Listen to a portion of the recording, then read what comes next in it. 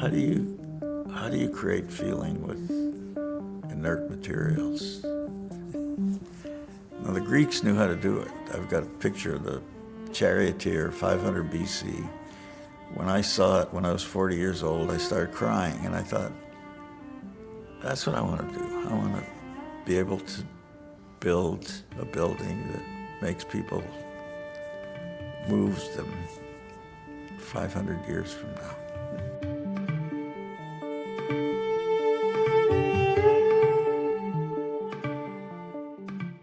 What is it that made me want to come into this profession? In high school, I took shop and built things, and I did well in that and loved it, making things with your hands. I looked at the professions one could go into, and I remember looking at architecture at that time, and architecture curriculum was to build a Cape Cod house or something, you know. It was not very interesting, so I closed the book on that and didn't even pay attention. But I did go to the lecture series on Friday nights at the University of Toronto. And there was a guy from Finland showing his buildings and furniture, and that guy turned out to be Alvar Aalto. So I was kind of peripherally interested. I didn't know I was interested. I was intrigued by the way things were built.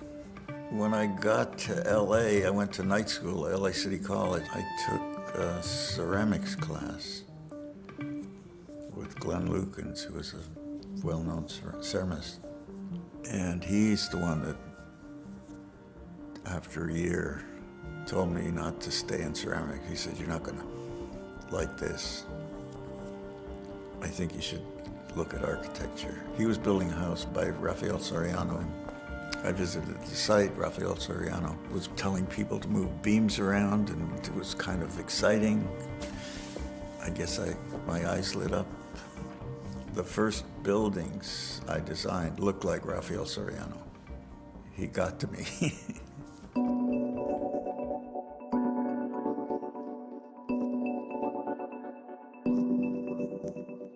My mother took me to concerts when I was a kid in Toronto. And I'm still to this day very interested in the topic, buildings for music, because you get a relationship between the orchestra members so they hear each other. And it's comfortable. They hear each other in a way that is substantial and uplifting. You create a relationship between the orchestra and the audience that's palpable, that they both feel. If you do it right, they both feel it. So music stuff is really exciting, and my belief that people talk to each other through the arts led me to the Divan Orchestra with Daniel Barenboim.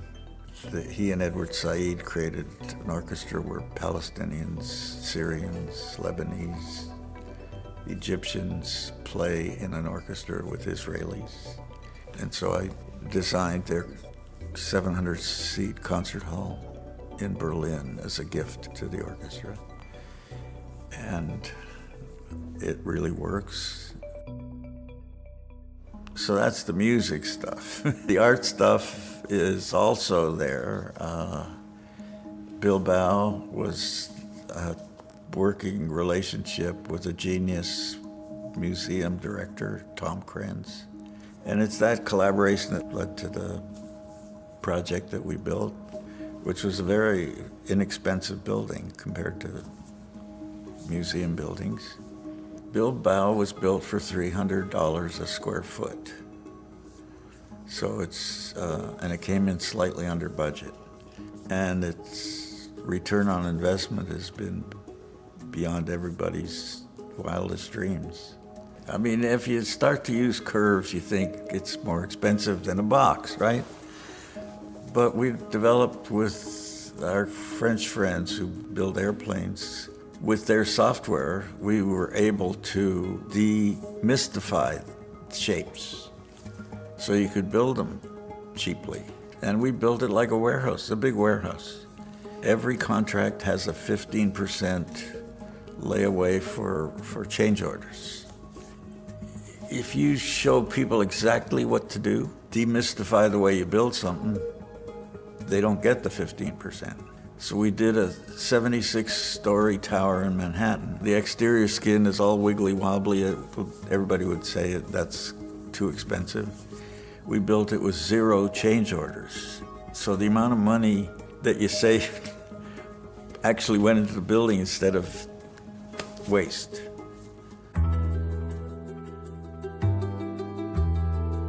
So we experiment with the feelings generated by materials. In Bilbao, since it was a museum and not a lot of windows, the exterior skin became the building. It's a rainy climate, and so stainless steel went dead. Stainless steel is exciting in California because you get a lot of sunlight. By accident, I had a piece of titanium, and I looked at it and I put it out on a post, and it rained and it turned golden and it felt right. And so I said, that's what we got to use.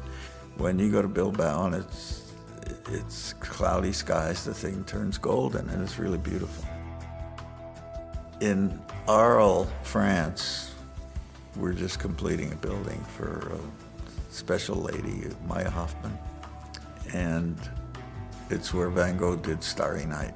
And I've always wanted to paint on a facade with natural light.